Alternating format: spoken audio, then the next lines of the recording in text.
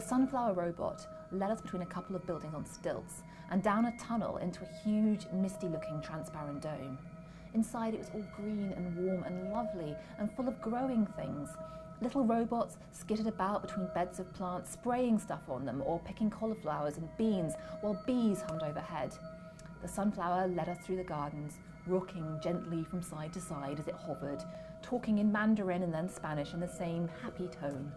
"Look at all the healthy food we're growing," it said when it went back to English. "And see, over there are some EDF scientists called ecologists. They're helping to make Mars a safe, green, living planet for us all." It was true. On the other side of the dome, standing between banks of strange plants that didn't look like anything I'd seen on Earth, there were some actual humans. Some of them were wearing lab coats and some were in overalls, but all had the Exo Defense Force comet symbol on the chest. They were directing the little agricultural robots around or comparing results on their tablets.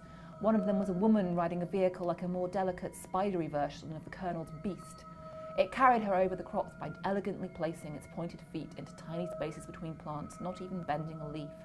All these people ignored us completely. We were the Colonel's and the robot's responsibility. The beds of vegetables opened out around a big oval sports field framed by a running track. In such a long time since I'd seen anything like that wasn't covered in snow.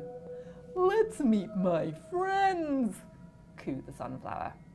Our teachers and caretakers for the next 4 years were waiting for us in the middle of the sports field, standing or hovering. They came forward, pleased to see us. Like the sunflower, they were mostly designed to appeal to children, and they mostly looked like huge toys. There was a cat, and a star, and a flamingo, and a goldfish. The older kids just had a plain hovering globe thing, like a slightly less aggressive version of one of the Colonel's goads. But I think something had gone wrong with the design for the robot for the smallest kids, or maybe it had got a bit broken on the way to Mars. It was a 6-foot-tall teddy bear that lumbered forward and said, "Hello, little children," in a deep and awful voice, and 4 7-year-olds burst into tears on the spot.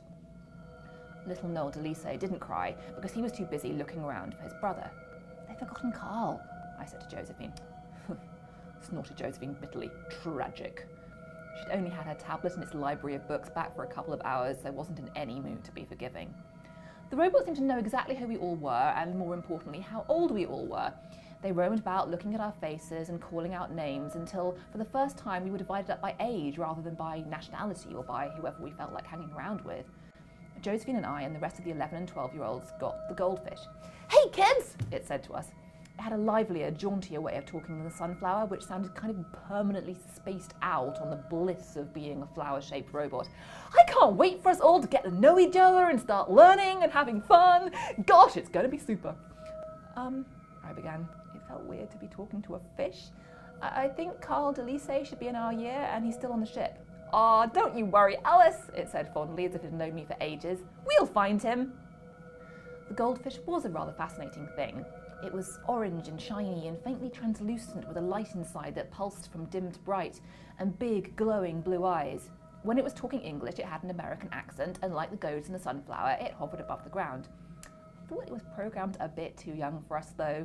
It hadn't been talking for 2 minutes before it became very clear it was very keen on sharing and everyone using their imaginations.